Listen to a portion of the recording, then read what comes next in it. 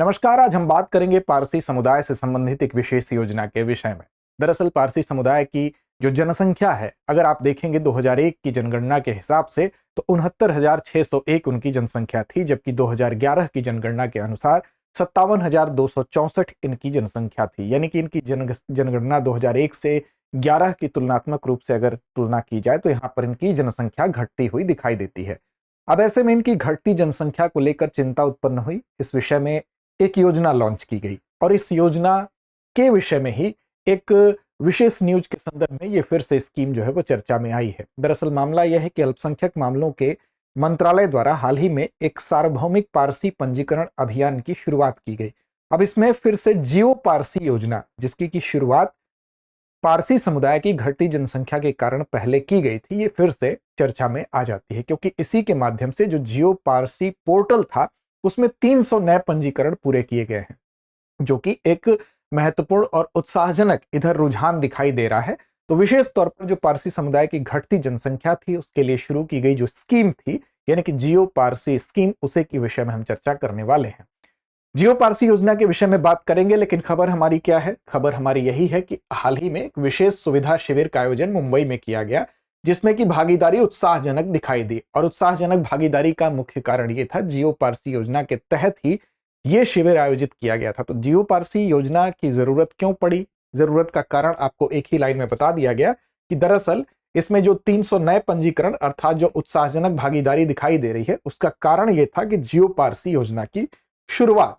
अब कब इसकी शुरुआत की गई, क्या इसका उद्देश्य था, इस पर एक नजर डालते हैं। तो दरअसल इस योजना की शुरुआत की गई थी जब ये आंकड़े आए वर्ष 2001 से 2011 के बीच में घटती जनसंख्या के। तो उसमें चूंकि जनसंख्या भी कम थी अगर बाकी समुदायों की तुलना में आप देखेंगे तो, और साथ साथ इनके प्रतिशत में भी, इनके दर में भी गिरावट दर्ज की गई थी। तो इसलिए 2013 से 14 के बीच में एक सुनियोजित समाधान के तहत, एक वैज्ञानिक सहायता के तहत यह प्रयास किया गया इस योजना के माध्यम से कि कैसे पारसी समुदाय जो है उसकी जनसंख्या को स्थिर पहले किया जाए और फिर उसमें वृद्धि की जाए।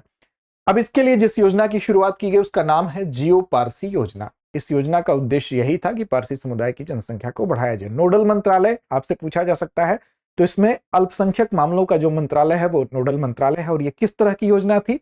तो ये सेंट्रल सेक्टर अर्थात जो केंद्रीय क्षेत्र की योजना है उसके अंतर्गत ये योजना आती है। उद्देश्य यही है कि पारसी समुदाय की जनसंख्या को नियंत्रित तरीके से बढ़ाना और वैज्ञानिक और सुनियोजित उपायों के माध्यम से। अब इसके 3 घटक थे इस योजना की। अगर बात करें तो इसमें विशेष तौर पर इसके जनसंख्या का सबसे पहले स्थिर करना और उसके बाद वृद्धि का प्रयास करना, इसके अलावा वैज्ञानिक और सुनियोजित दृष्टिकोण से, और साथ साथ ये केंद्रीय क्षेत्र की योजना है, ये फैक्टर आप याद रखेंगे। इसके 3 घटकों की अगर बात करें तो 3 घटक में पहला घटक क्या है? एडवोकेसी।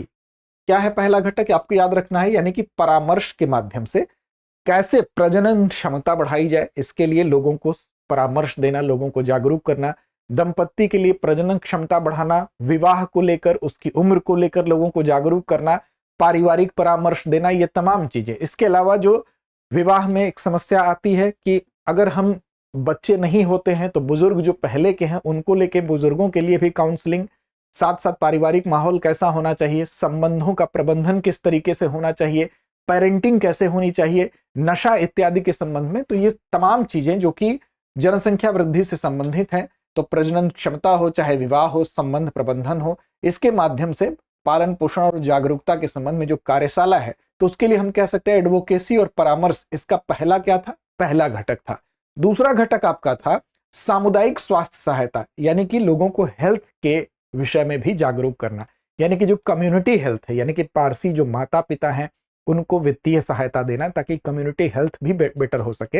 यानी सिर्फ शिशु का जन्म ही ना हो बल्कि उसका पालन पोषण से लेकर उसके वृद्धि तक की व्यवस्था। अब इसमें शिशु गृह देखभाल, बहुत लोग इसलिए भी बच्चा पैदा नहीं करते हैं कि उनका परिवार जो बहुत छोटा है तो कौन बच्चे की देखभाल करेगा। तो इसके लिए जो शिशु गृह होते हैं, क्रेच होते हैं, या बच्चों की देखभाल के लिए, बुजुर्गों की सहायता के लिए वित्तीय सहायता इस चरण में, इस घटक में रखा गया।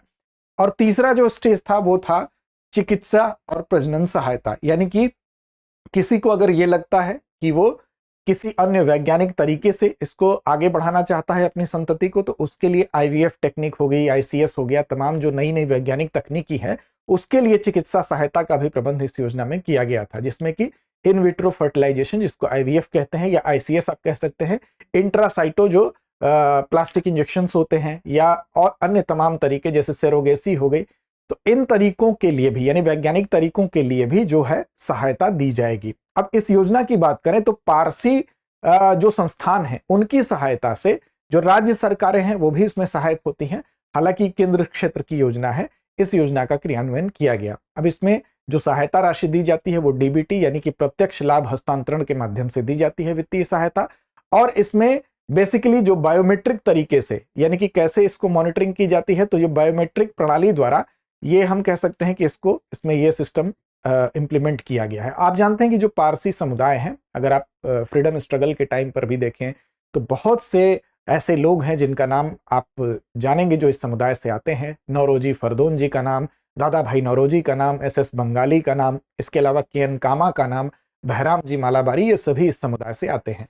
अब देखिए जरा सा जनसंख्या की बात जब हो रही है धार्मिक लिहाज से, तो वर्ष 2011 की जनगणना में आप जब देखेंगे तो उसके हिसाब से 121.09 करोड़ कुल जनसंख्या भारत की थी, जिसमें से कि हिंदू अगर हम बात करें तो इसमें 96.63 करोड़ जनसंख्या थी, जो कि 79.8% थी। इसी तरह से मुस्लिम की बात करें तो इनकी जनसंख्या कितनी है, 14.2% है, जो कि 17.22 करोड़ है। इसी तरह से आप ईसाइयों की बात करें तो यहां पर 2.3% यानी कि कितनी जनसंख्या थी, 2,78,00,000 2.78 करोड़ यहां पर ईसाई जनसंख्या थी। इसी तरह सिख की बात करें तो 1.7% थे सिख, यानी कि इनकी जनसंख्या कितनी थी, तो 2,08,00,000 थी, 2.08 करोड़। ठीक, बौद्धों की जनसंख्या की बात करें प्रतिशत तो 0.7%। बौद्ध जनसंख्या कितनी थी, क्षमा करिएगा, सिख जनसंख्या कितनी थी, 1.7%। और बौद्ध जनसंख्या की बात करें तो 0.7% यानी 0.7। बौद्ध कितने थे, तो 0.84 करोड़। ठीक है, इसी तरह से अगर जैन की बात करें तो 0.4% केवल जैन जो है उनकी जनसंख्या थी, यानी कि 0.45 करोड़। 0.45 करोड़ का मतलब हुआ 45 लाख। ये आंकड़े हैं वर्ष 2011 के। इसमें हिंदू और मुस्लिम जो सबसे बड़े समुदाय हैं अगर देखें तो हिंदू 79.8% और साथ साथ मुस्लिम 14.2% है, और 6 प्रमुख धार्मिक संप्रदाय ये बताए गए। इसके अलावा भी जो श्रेणी थी वो श्रेणी थी आपकी जो ORT की श्रेणी होती है, यानी कि अदर रिलीजन एंड परसुएंस जो श्रेणी होती है, और रिलीजन नॉन स्टेटेड भी एक श्रेणी थी, यानी कि जिनको कोई रिलीजन नॉट स्टेटेड में 0.29 करोड़ लोग थे, यानी 29 लाख लोग थे। ठीक है, और जो आपका एक अन्य श्रेणी है ORP वाली जो श्रेणी है, ORP में 0.79 करोड़ लोग थे। तो ये विभिन्न कैटेगरीज इसमें डिवाइड की गई थी। अब इसमें अगर अलग अलग देखें आप तो जैसे ईसाइयों की संख्या आप देख रहे हैं 2,78,00,000 यहां पर ईसाइयों की जो संख्या थी। इसी तरह से सिख आपके 2,08,00,000 थे। ये जो तमाम संख्याएं दी गई हैं इसमें सब में वृद्धि और अगर घटने की बात की जाए तो यहां पर जो पारसी समुदाय है उसकी अगर बात करें तो प्रमुख समुदायों में 6 में नहीं आ रहा है, लेकिन उसकी संख्या चूंकि कम है और वो लगातार कम भी हो रही है, इसलिए इस प्रयास को किया जाना जरूरी था।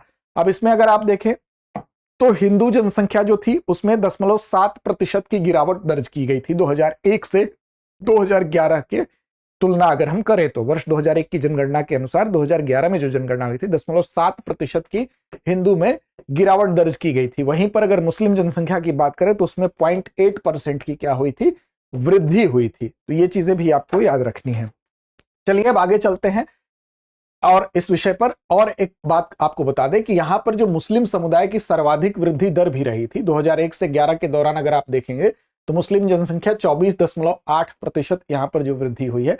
हालांकि पिछली बार की तुलना में 0.8% की इसमें वृद्धि जो है वो अधिक देखी गई है। हिंदू और ईसाई वृद्धि भी आप देख लें तो 16.8%, हिंदुओं की जनसंख्या में 16.8% जो वृद्धि दर्ज की गई थी वो यहां पर थी, और ईसाई की 15.5% इसकी वृद्धि दर्ज की गई थी। 2011 की जनगणना की यह बात की जा रही है। हालांकि जब पिछले 2001 से तुलना करते हैं तो हिंदुओं की जनसंख्या 0.7% की गिरावट है, जबकि मुस्लिम जनसंख्या में 0.8% की वृद्धि थी। यहां पर पारसी समुदाय की बात इसीलिए की जा रही थी कि 2001 की जनगणना में इनकी संख्या 69,601 थी, जो कि 2011 में 57,264 थी, जो कि घटी थी, और इसी के लिए इस स्कीम को लाया गया था, यानी कि पारसियों की संख्या की वृद्धि के लिए। तो चलिए अब चलते हैं अभ्यास प्रश्न की तरफ। वर्ष 2011 की जनगणना के अनुसार पारसी समुदाय की जनसंख्या कितनी थी आपको बताना है। विकल्प आपके सामने है। उम्मीद ही नहीं विश्वास है, क्योंकि अभी इसको बताया गया। आप सही जवाब कमेंट बॉक्स में जरूर देंगे। तो लड़ते रहिए, अपने लक्ष्य की ओर बढ़ते रहिए। अब एग्जाम की तैयारी को और बेहतर करने के लिए हमारे चैनल को लाइक, शेयर और सब्सक्राइब करना ना भूलें।